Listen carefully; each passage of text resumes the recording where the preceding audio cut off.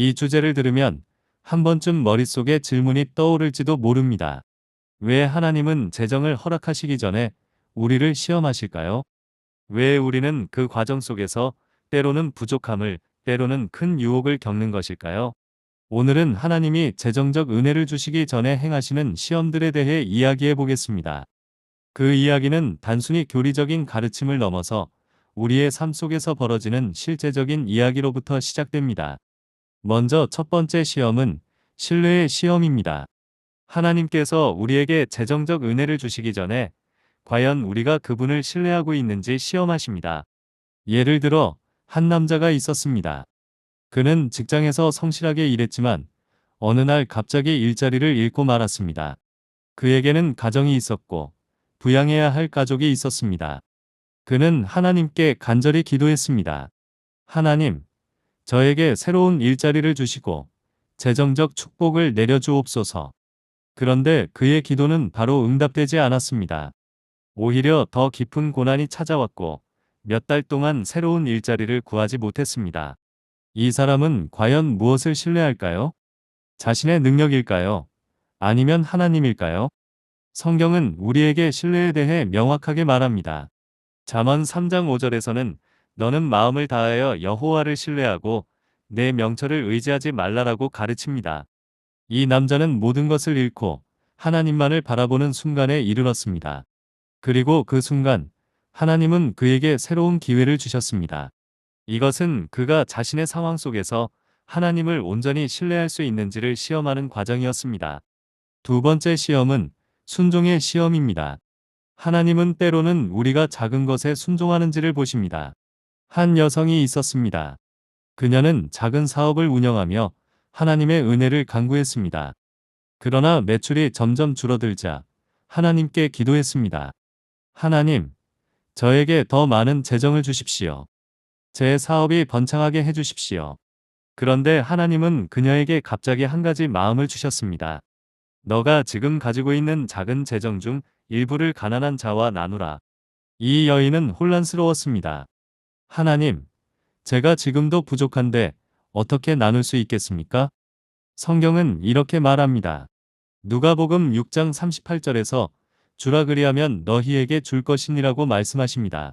결국 이 여성은 자신이 가지고 있던 적은 재정으로 다른 이들을 돕기로 결심했습니다. 그리고 놀랍게도 얼마 지나지 않아 그녀의 사업에 다시금 번창의 길이 열렸습니다. 하나님은 우리가 작은 것에 순종하는지를 시험하시며 그에 대한 우리의 반응을 주목하십니다. 세 번째 시험은 유혹의 시험입니다. 재정적인 유혹은 우리 삶에서 흔히 찾아오는 시험 중 하나입니다. 예를 들어 한 청년이 있었습니다. 그는 사업 아이디어를 떠올리며 하나님께 재정적 축복을 구했습니다.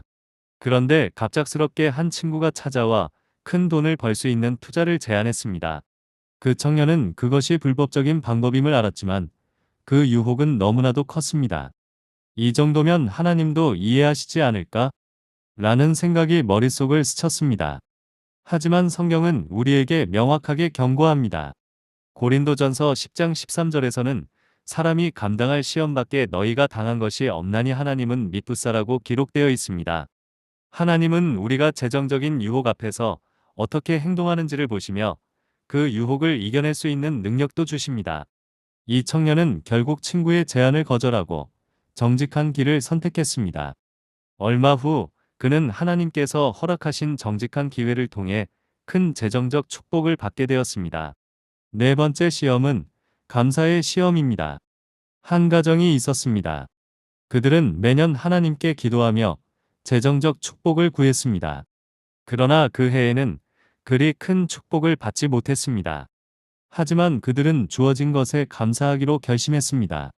하나님, 비록 우리가 원하는 만큼은 아니지만 주신 것에 감사드립니다. 빌립보서 4장 6절에서는 이렇게 말씀합니다. 아무것도 염려하지 말고 다만 모든 일에 기도와 간구로 너희 구할 것을 감사함으로 하나님께 아뢰라. 이 가정은 주어진 작은 것에도 감사하며 하나님을 찬양하기 시작했습니다. 그리고 그 감사의 태도는 결국 더 큰 축복을 불러왔습니다. 감사는 단지 말로만 표현하는 것이 아니라 우리의 삶 속에서 실제로 행동으로 나타납니다. 다섯 번째 시험은 청지기 시험입니다. 하나님께서는 우리가 작은 것에 얼마나 충성스럽게 청지기 역할을 하는지를 주목하십니다. 재정적인 복을 주시기 전에 우리가 지금 가지고 있는 자원을 어떻게 관리하고 있는지를 먼저 시험하십니다. 한 가족이 있었습니다. 이들은 어려운 형편 속에서도 적은 수입을 어떻게든 아꼈으며 교회와 이웃을 도왔습니다. 그들은 지금은 많지 않지만 우리가 가진 것으로 최선을 다하자라는 마음으로 항상 나눔을 실천했습니다. 누가복음 16장 10절에서는 지극히 작은 것에 충성된 자는 큰 것에도 충성되고 지극히 작은 것에 불의한 자는 큰 것에도 불의하니라라는 말씀이 있습니다. 이 가정은 하나님께서 그들의 작은 청지기 역할을 시험하고 계신다는 것을 알았습니다. 그들이 가진 것을 지혜롭게 사용한 결과 하나님은 그들의 마음을 보시고 더욱 풍성한 재정을 허락하셨습니다. 여섯 번째 시험은 겸손의 시험입니다. 재정적 축복을 받기 전 하나님께서는 우리 마음이 교만해지지 않았는지, 우리가 여전히 하나님 앞에서 겸손한 자세를 유지하고 있는지를 보십니다. 한 청년이 있었습니다. 그는 좋은 직장을 얻고 많은 돈을 벌기 시작했습니다. 그러나 얼마 지나지 않아 그는 점점 하나님보다 자신을 의지하게 되었습니다. 결국 하나님은 그에게 겸손을 배우게 하셨습니다. 직장에서 좌천되고 재정적으로 어려움을 겪으면서 그는 다시 하나님을 찾게 되었습니다. 베드로전서 5장 5절에서는 하나님은 교만한 자를 대적하시되 겸손한 자에게 은혜를 주신다라고 말하고 있습니다. 이 청년은 교만에서 벗어나 다시 겸손해졌고 그때 비로소 하나님께서 그에게 재정적 은혜를 다시 허락하셨습니다. 일곱 번째 시험은 인내의 시험입니다. 하나님은 때로 우리가 그분의 약속을 인내하며 기다릴 수 있는지를 시험하십니다. 어떤 이는 오랫동안 재정적 축복을 기다리며 기도했지만 그 응답이 바로 오지 않았습니다. 그러면서 그는 점점 낙심하고 포기하려 했습니다. 하지만 성경은 우리에게 말합니다. 야고보서 1장 3절에서는 이는 너희 믿음의 시련이 인내를 만들어 내는 줄 너희가 알미라라고 기록되어 있습니다. 하나님은 우리의 인내를 시험하십니다. 그분의 때에 맞춰 모든 것을 이루시기 위해서 말입니다. 이 사람은 결국 기도를 포기하지 않고 하나님의 때를 기다렸고 그때 그에게 큰 재정적 축복이 임했습니다. 여덟 번째 시험은 관대함의 시험입니다.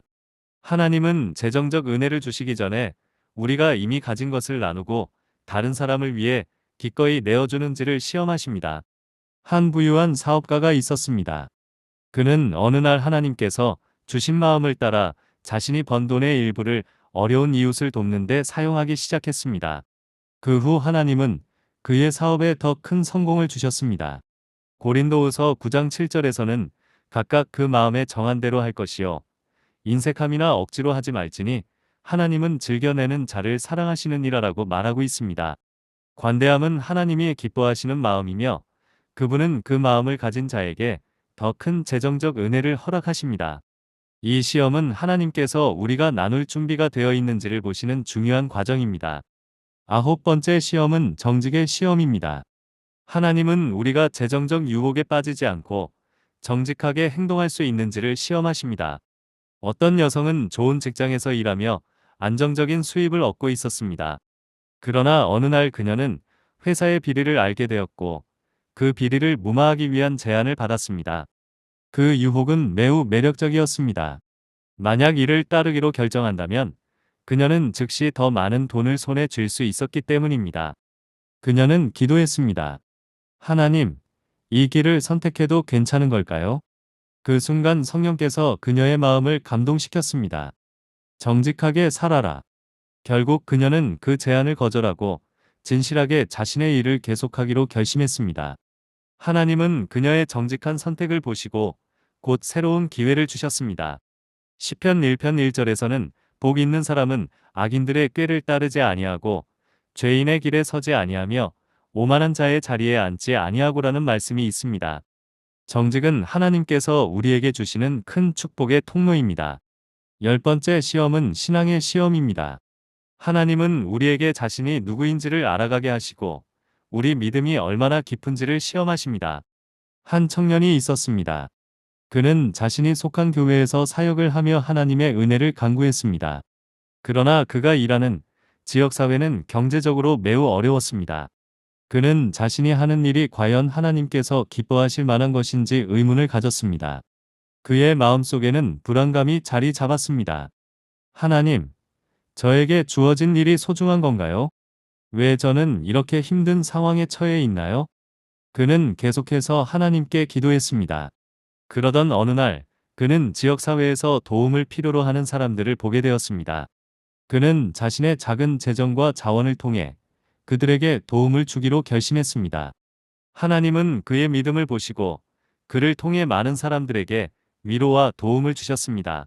히브리서 12장 1절에서는 그러므로 우리도 이와 같이 구름과 같은 허다한 증인에 둘러싸였으니 모든 무거운 것과 얽매이기 쉬운 죄를 벗어버리고 인내로써 우리 앞에 당한 경주를 하며라고 말씀하십니다.